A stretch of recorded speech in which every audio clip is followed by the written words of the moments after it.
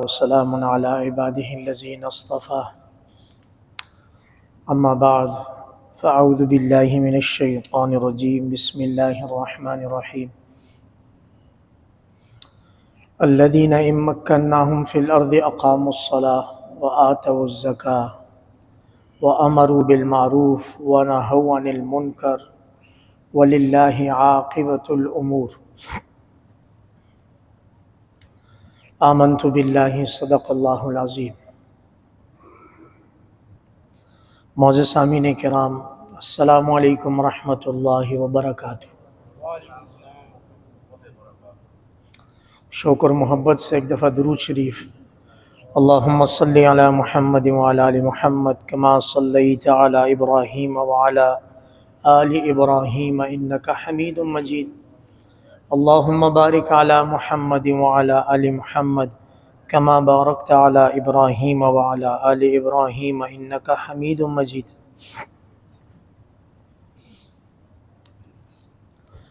قیام پاکستان اور اس کے مقاصد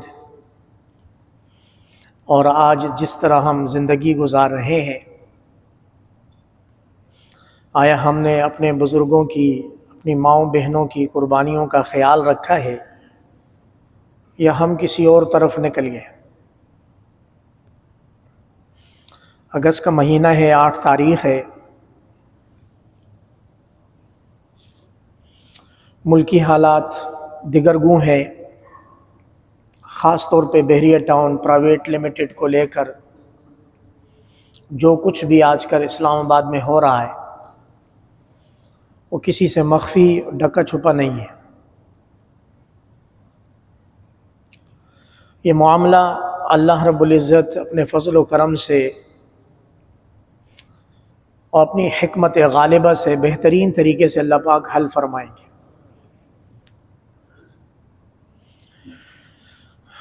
اگست کی تاریخ 8، اگلا جمعہ جو آئے گا وہ 14 اگست کے بعد آئے گا،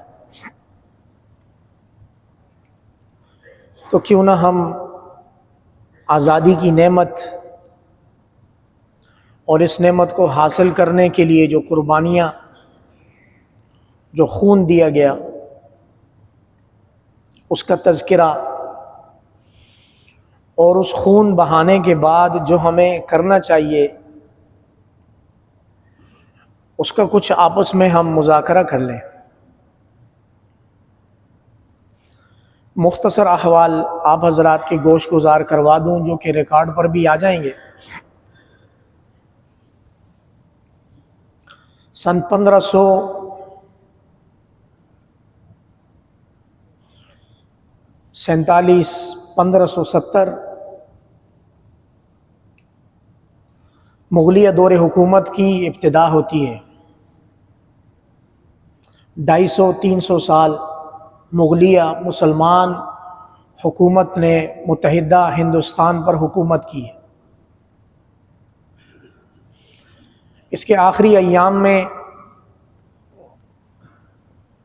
ہندوستان میں انگریزوں کی ایک کمپنی، ایسٹ انڈیا کمپنی، تجارت کے نام سے ان کی بندرگاہوں پر اتری، اور اترتے ساتھ ان کو اندازہ ہو گیا یہ ہندوستان سونے کی چڑیا ہے۔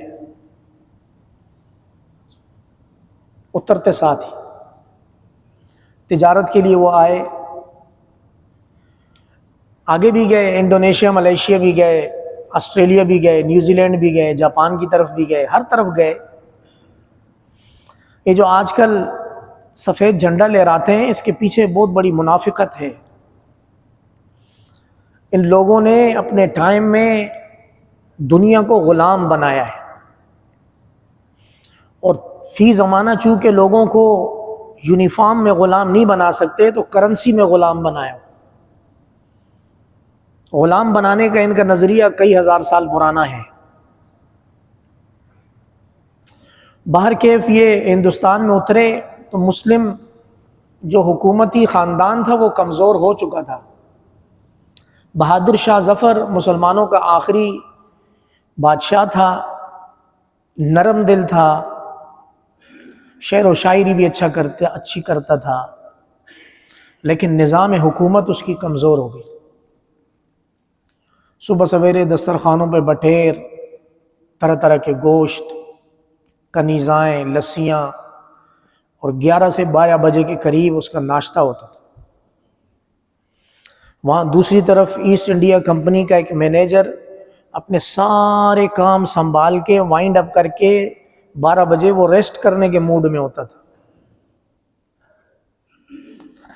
ہارڈ ورکنگ ایفرٹس، اس کا آپ اگر اس کو کمپیئر کریں، موازنہ کریں، تو کوئی نسبت بنتی نہیں ہے۔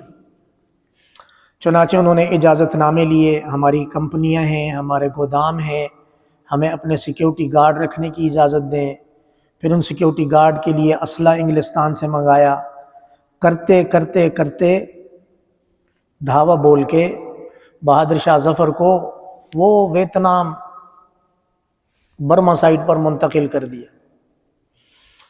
اور کتابوں میں یہ بات لکھی ہے کہ پہلے اس کے بیٹوں کو اس کے سامنے ذبح کیا گیا، اور آخر میں اس کو سنگلاخ دروازوں کے پیچھے اس کی بھی موت آئی۔ یوں مسلمان اپنی 300 سالہ آزادی کے بعد غلامی کے دلدل میں دھس گئے۔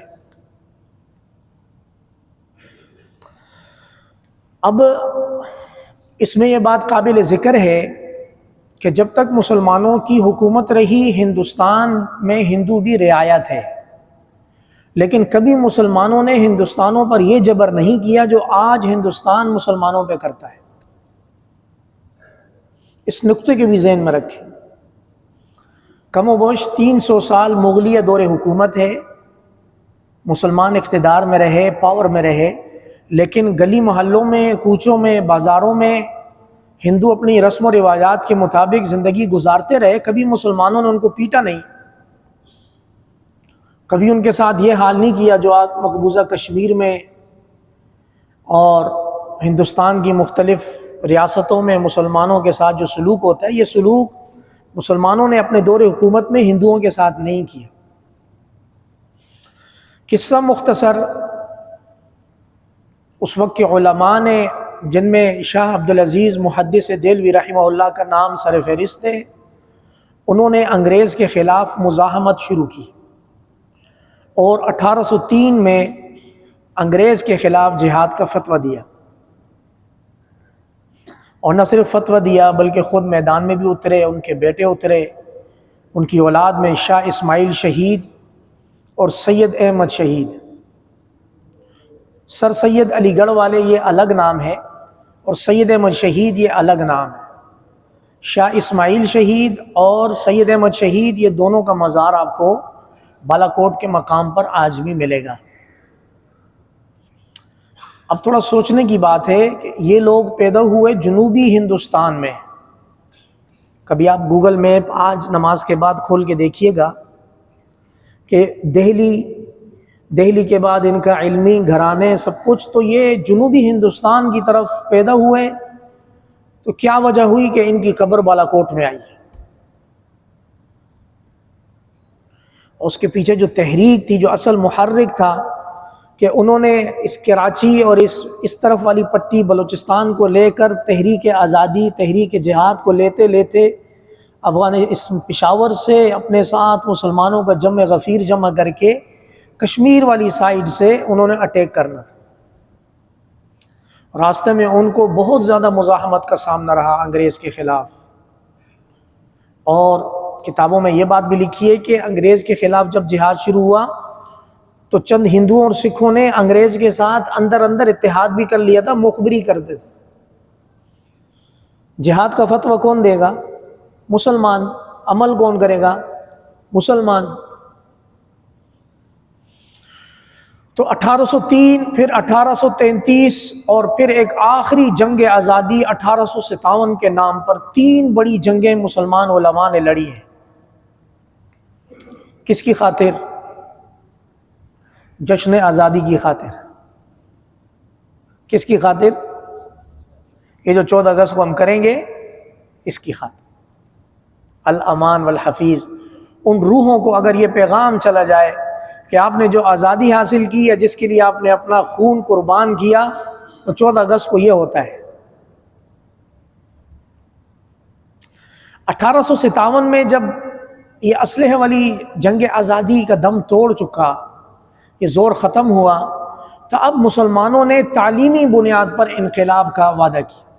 اب تعلیم میں شعور دیا جائے، اپنے اسلام کو بچایا جائے۔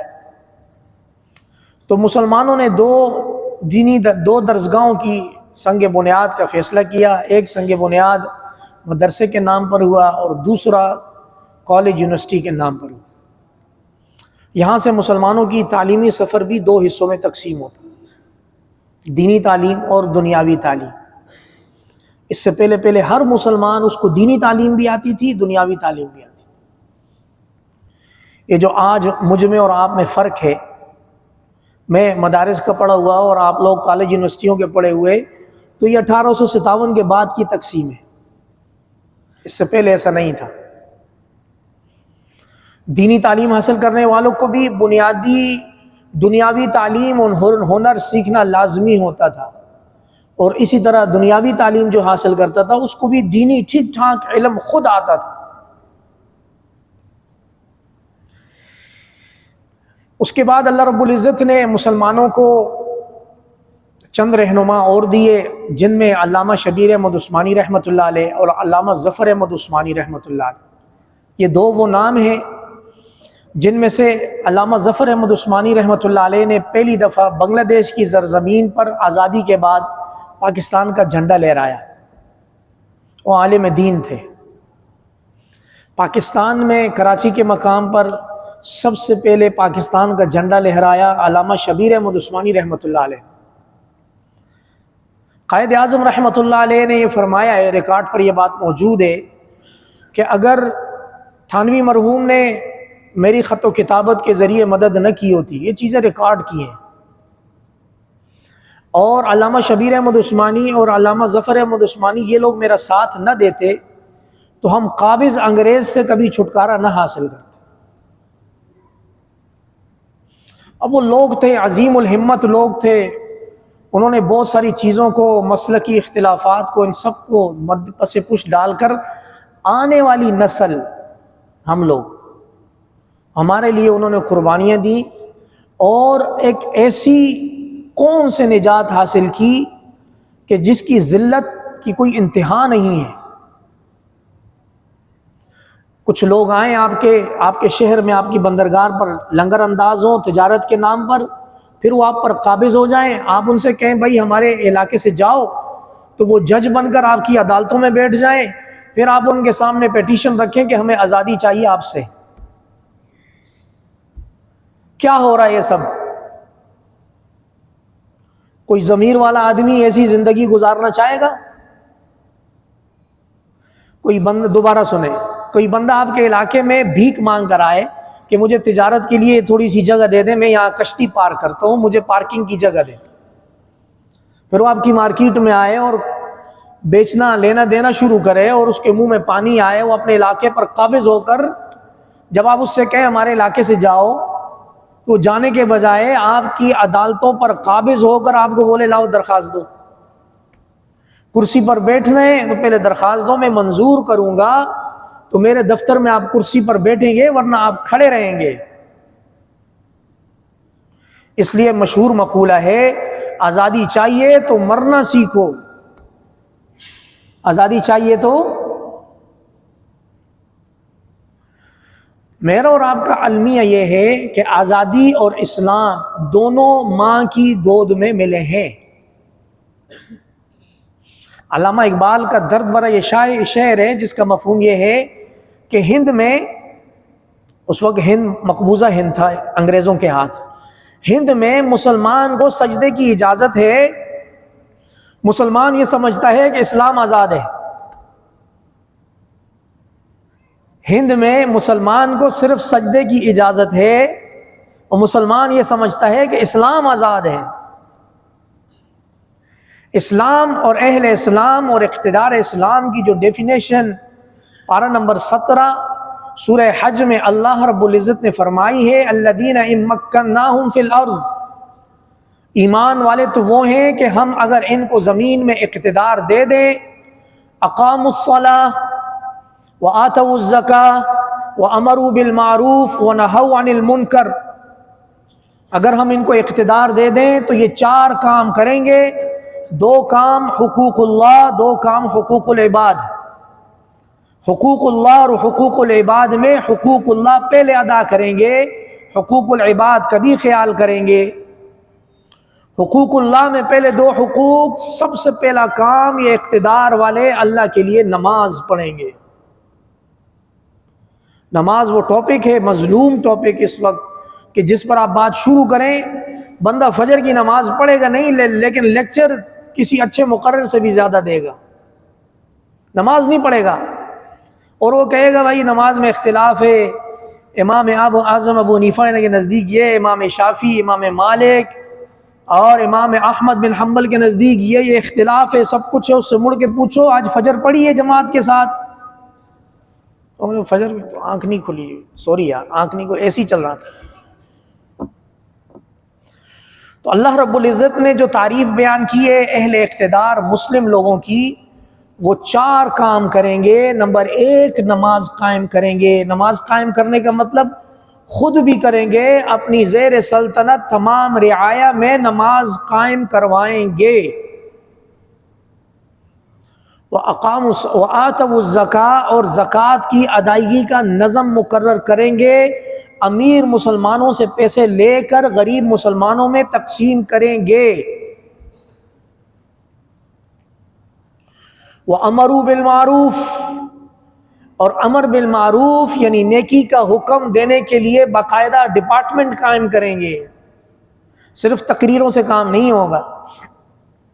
وَنَهَوْا عَنِ الْمُنْكَرِ، اور قوت بازو ڈنڈے کے زور پر اپنی سلطنت میں گناہوں کے کاموں سے منع کریں گے۔ انٹرٹینمنٹ کے نام پر، انجوائمنٹ کے نام پر میوزک کنسرٹ کا کبھی انعقاد اسلامی ریاست میں ممکن نہیں۔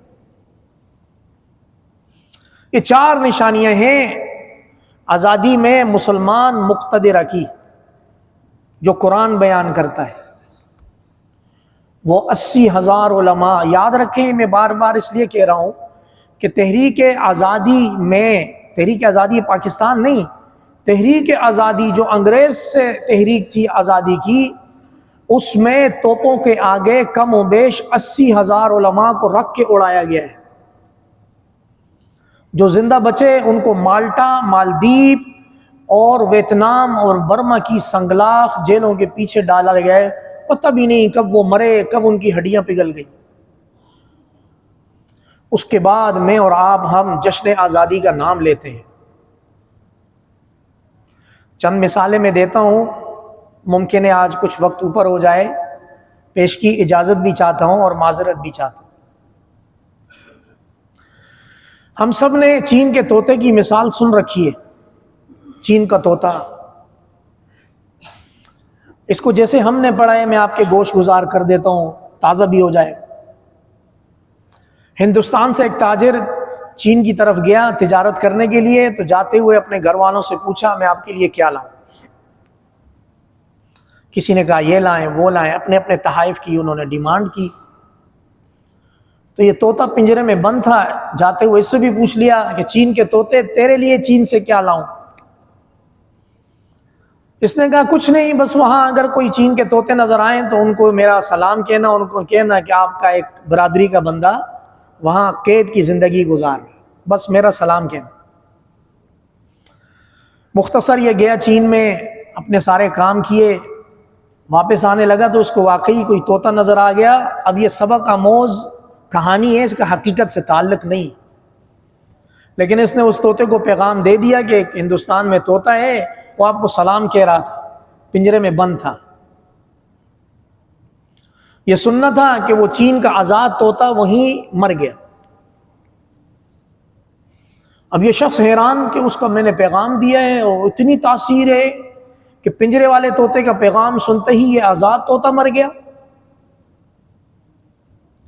بہرحال یہ مسافر تھا، اس کا ٹائم پورا تھا، یہ واپس آیا، اس نے سب کو تحفے تحائف تقسیم کیے، اور آ کر طوطے کو بڑے ہی لگن کے ساتھ یہ پیغام دیا کہ آپ کا پیغام میں نے وہاں ایک آزاد طوطے کو دیا، وہ سنتے ہی مر گیا۔ جیسے ہی یہ کہانی اس نے اس طوطے کو سنائی، یہ پنجرے کے اندر یہ طوطا بھی مر گیا۔ اب یہ تاجر حیران، اس کو پیغام چین میں دوں وہ مرے، چین والے کا پیغام ادھر دوں یہ مرے، یہ کیا جاب ماجرا ہے۔ تھوڑی دیر سوچنے کے بعد اس نے اس طوطے کو پنجرے سے نکالا، مر گیا، باہر پھینکوں۔ اور پھینکنے لگا تو اس نے اڑان بھری اور سامنے جا کر درخت پر بیٹھا، اور اس نے کہا کہ چین کے طوطے نے مجھے پیغام دیا ہے کہ اگر آزادی چاہیے تو پہلے مرنا سیکھو، آزادی چاہیے تو پہلے، جسمانی طور پر ہم آج آزاد ہیں، لیکن وہ لطیفہ مشہور ہے کہ امام صاحب اگلی صفوں میں یورپ کی، امریکہ کی تباہی اور بربادی کی دعائیں کرتے ہیں، اور پچھلی صفوں میں نوجوان امریکہ اور یورپ کے لیے ویزے کی دعائیں کرتے ہیں۔ امام صاحب دیوانہ ہو گیا ہے، ہم نے تو وہاں کا ویزے کے لیے اپلائی کیا ہوا، 70 لاکھ روپے دیے ہوئے ہیں۔ یہ اپنی جگہ لطیفہ بھی ہے اور المیہ بھی ہے۔ الحمدللہ ہم نے کبھی ایسی یورپ اور امریکہ کے لیے بد دعائیں نہیں کی۔ وہ یہ علامہ اقبال نے پہلے ہی بولا ہے، وہ تہذیب گندے انڈے والی ہے، میں نے نہیں کہا۔ آپ نے اگر بنیاد پرست کہنا ہے تو آپ کو علامہ اقبال کو بولنا پڑے گا۔ پھینک دو اٹھا کے گلی میں، نئی تہذیب کے انڈے ہیں گندے۔ آج وہ مجبور ہیں، ان میں ڈی این اے ٹیسٹ کر کے والدین کو تلاش کیا جاتا ہے۔ سی سی ٹی وی کیمرے کی حد تک وہ لوگ ڈسپلن کے بڑے پابند ہیں، ان کو پتہ ہے اگر ہم نے قانون کی پابندی نہیں کی تو ہمارے اوپر جرمانہ ہوگا۔ لیکن وہیں آپ کرائم کی رپورٹ وہاں بھی دیکھ لیں، ہماری بھی دیکھ لیں، ہم نے جو قرضہ کھایا ہوا ہے وہ بھی دیکھ لیں، جو امریکہ نے کب قرضہ لیا ہوا اس کو بھی دیکھ لیں۔ تو میرے معزز سامعین کرام، قیام پاکستان اور تحریک آزادی کی کچھ باتیں میں نے بے ربط باتیں آپ کے سامنے رکھی ہیں۔ ان سب کا حاصل یہ ہے کہ جسمانی آزادی ہمیں ایک حد تک حاصل ہے۔ علامہ اقبال کے شعر کا مفہوم ہے کہ ہمیں نماز وغیرہ پڑھنے کی آزادی ہے۔ جیسے ہی ہم اپنے سسٹم سے سود ختم کرنے کی، آئی ایم ایف کے قرضے سے نجات کی، کرپشن سے نکلنے کی، بے حیائی سے باہر آنے کی، اور یہ جب ہم اپنے اسلام کو مسجد سے باہر لے جانے کی بات کرتے ہیں تو ہمیں قید کر دیا جاتا ہے۔ 14 اگست آ رہا ہے، یہ 14 اگست ناچ گانے کے لیے نہیں ہے۔ بطور مثال یہ بھی سن لیں، اگر ناچ گانا ہی آزادی کی نشانی تھی تو یورپ والے تو ہم سے اچھا کرتے ہیں، ان سے آزادی کیوں لی ہم نے؟ ناچ گانا کرنا اگر خوشی بتانے کی علامت ہے، میوزک بجانا، اپنے قیام پاکستان کے مقصد سے آنکھیں چرانا، تو آزادی کیوں حاصل کی؟ وہ لوگ اگر مینجمنٹ وائز ہم پر مسلط ہوتے تو آج ہمارے روڈوں اور گلیوں کی یہ حال نہ ہوتی جو آج ہے۔ وہ اچھا ڈیولپ کر کے دیتے انفراسٹرکچر۔ اصل مقصد اسلام کی آزادی ہے، وہ ابھی تک حاصل نہیں ہوئی۔ شرح سود ہمارا اسٹیٹ بینک طے کرتا ہے، اور قرآن مجید یہ کہتا ہے کہ سود اللہ اور اس کے رسول کے خلاف اعلان جنگ ہے۔ قائد اعظم کے آپ تحریک آزادی کے جو ان کے جلسوں کے بیانات ہیں 1930 سے لے کر 1943 تک، یہ آپ ریکارڈ پر چیک کریں۔ ان کا کہنا یہ ہے کہ جب مسلمانوں کے پاس قرآن جیسی عظیم نعمت موجود ہے تو دنیا کی کوئی اور قوم مسلمانوں پر حکومت کرنے کا حق نہیں رکھتی۔ قائد اعظم کا آن ریکارڈ یہ فرمان ہے جلسے میں۔ تو میرے معزز سامعین کرام، قیام پاکستان، جشن آزادی پاکستان، اس سب کی دلی قدردانی کی ضرورت ہے۔ دلی قدردانی یہ ہے کہ آپ اس ملک کے لیے کچھ کر گزرے ہیں، کچھ مثبت کر گزرے۔ کرتے تو ہم سبھی ہیں، اللہ معاف کرے ہم سیدھا کرنا چاہ رہے ہیں، الٹا ہو رہا ہے۔ جشن آزادی میں 14 اگست والے دن طرح طرح کے مذاقیہ پیغامات ہیں باجے کے حوالے سے اور دیگر لطائف ہیں، ان سب کو اگنور کریں۔ 14 اگست کو اگر آپ یاد رہے، آپ نماز فجر ادا کریں جماعت کے ساتھ، اپنی ملک و ملت کی سلامتی کے لیے دعائیں کریں، تلاوت کا اہتمام کریں۔ یہ سب چیزیں سنت سے ثابت نہیں ہیں، یہ آپ کی اپنے ملک کے ساتھ لگن کی ایک ادنی مثال ہے کہ آپ اللہ کا شکر ادا کریں کہ اللہ اپنے آزادی کی سانس ہمیں عطا فرمائی۔ اور اس دن خوشی مناتے ہوئے ہر طرح کی اللہ کی اس کے رسول کی نافرمانی سے بچیں۔ اگر جھنڈے خریدیں تو پھر اس کا عدم احترام واجب ہے۔ آج جھنڈا خریدے، صبح شام کو وہ ادھر ادھر زمین پر نظر آئے، میرا تو دل جاتا ہے۔ میرے بچے اتنے دنوں سے کہہ رہے ہیں بابا جھنڈا خرید لو، میں نے کہا بیٹا پچھلے سال خریدے تھے، وہ میری گاڑی کے ڈیش بورڈ میں سنبھال کے رکھے ہوئے، انہی کو استعمال کریں گے۔ نئے خریدے ہیں تو ان کو کون سنبھالے گا؟ اور ایک آخری بات جو بہت ضروری ہے کہ مسجد کے اندر جو ابھی یہ پرسکون ماحول ہے ہماری نماز کا، ہمارے اس اجتماع کا، اس عمل کی مثال کو مسجد کے باہر 24 گھنٹے میں اپنی زندگی میں لے جائیں۔